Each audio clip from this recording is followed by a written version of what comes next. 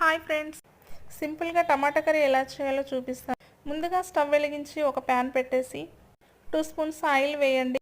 Oil వేడైన తర్వాత half table spoon పోపు దినుసులు వేయండి.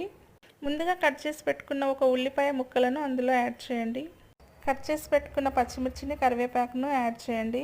హాఫ్ టేబుల్ స్పూన్ పసుపు యాడ్ చేయండి. అందులో ఉల్లిపాయలు కొంచెం మెత్తగా అయ్యేంత వరకు ఫ్రై చేయండి. అందులో హాఫ్ టేబుల్ స్పూన్ అల్లం వెల్లిగడ్డ పేస్ట్ని యాడ్ చేయండి. ముందుగా కట్ చేసి పెట్టుకున్న టమాటా ముక్కలను అందులో యాడ్ చేసి బాగా కలపండి.